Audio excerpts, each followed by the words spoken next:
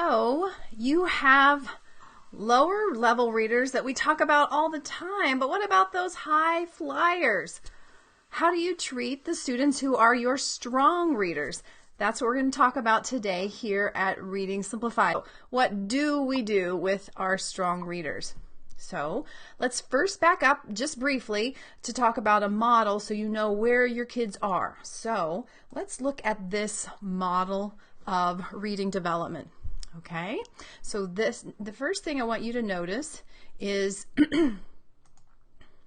that time is along the bottom. Okay, so as our readers progress from beginners to more advanced, we move across the page left to right. Okay, so we're moving up the continuum here. We're going to start out with decoding, then we're going to teach at the same time, at some point, high frequency words, and then we'll morph into really a bigger emphasis on fluency. And then here's this orange part, and this is going to come into the answering our teacher's question. We're going to need to teach sometime before we're finished teaching fluency, we're going to start to emphasize affixes like prefixes and suffixes and roots, maybe Greek and Latin roots. So that will be higher level word study. Initially, decoding is just, can you blend 3-sound words? Can you learn advanced phonics like long vowels? But later we're going to teach the prefixes like re and in and un, and suffixes like shun and chur and li and ing.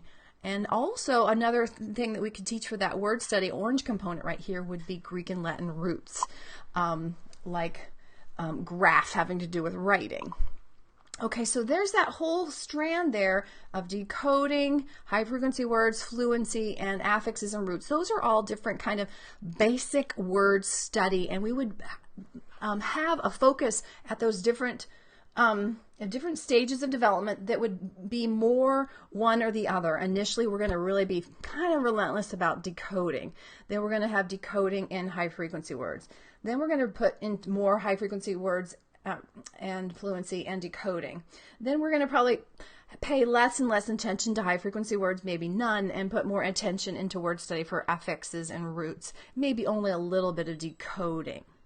And see, then that whole word study foundation, it's intersecting here with the two blues, the vocabulary and the comprehension. Another way to look at this is like this. We have an initial stage of basic literacy where we're focused on the foundations of print. But again, it's always in the context of this blue background of comprehension, vocabulary, and everything that we do. At a certain stage, when decoding and fluency are fairly well established and intact, we're going to shift our focus away from decoding as much, away even from fluency, and morph into a much greater focus on comprehension and vocabulary. So that is more like advanced literacy. So what is the teacher going to do for the advanced readers? Okay, so she is here. Maybe she's thinking that her kids are already fluent, their decoding is solid, and now they're in the advanced literacy stage. So what should she do? Well, notice based on the model, she's going to be focusing mostly on vocabulary and comprehension, right?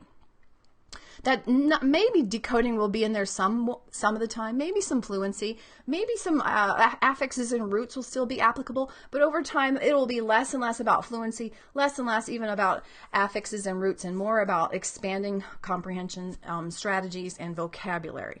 So that would probably be an early on some word study, maybe some fluency building.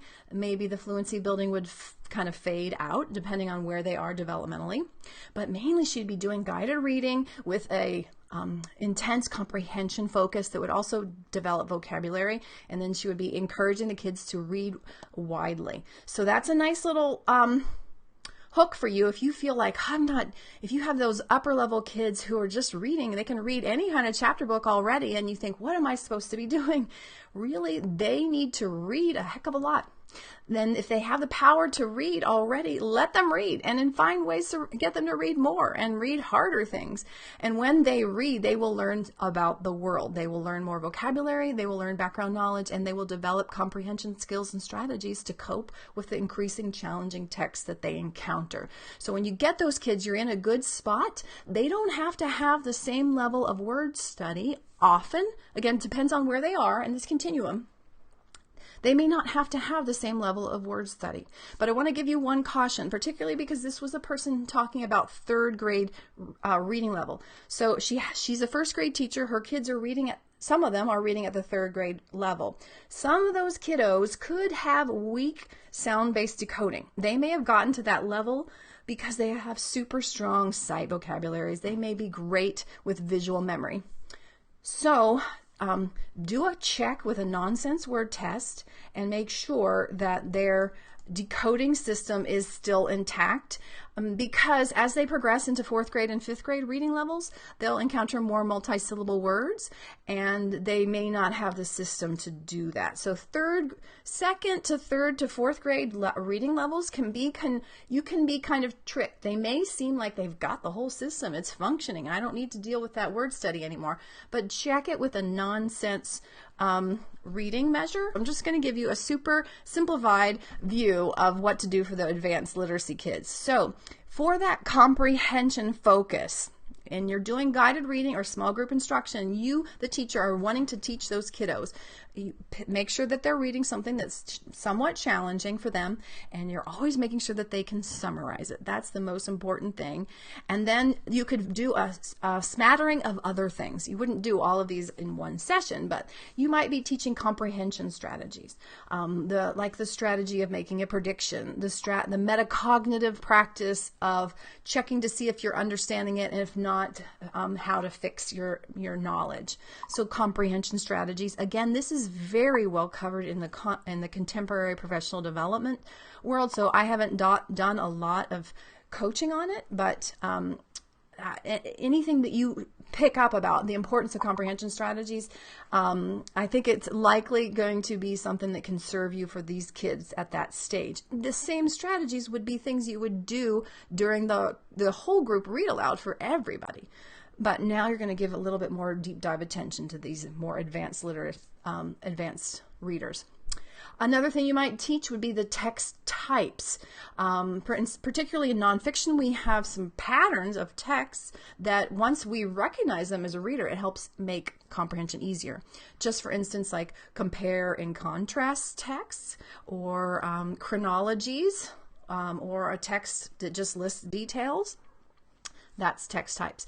Definitely you want to throw in more nonfiction. That's the stuff that really pushes our brain, broadens our mind, gives us an enhanced vocabulary, prepares us for science, social studies, and all the other content areas, and of course it increases our vocabulary. Writing is also something that you would fold in here because it's a great developer of comprehension. If you can read something and then respond expressively in writing about it, that's a high level. Research projects can also be fun for these kiddos, and a book club or a lit circle where the kids can get together and have a social opportunity to enjoy books. I think that's always very powerful. The engagement most likely will go through the roof, and so the comprehension will probably be much more improved. So there you've got what you're going to focus on in the small group reading instruction.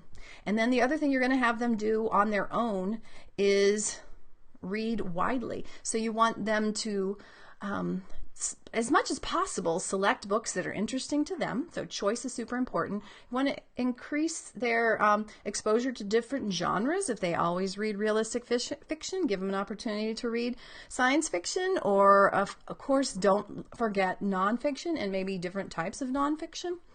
And then you really just want them to do it a lot. Your goal here is to build the comprehension and vocabulary, but also along the way to develop that love of reading. Because once your kids have established the foundational reading skills and they read a lot and then they develop the love of reading, then your job is done. They're going to be learning for the rest of their lives from all the reading that you've opened the door to them for. So that is a synopsis of what to do with those advanced readers. Mainly you want to push their comprehension, push the vocabulary, and let them read a lot in more and more domains and venues.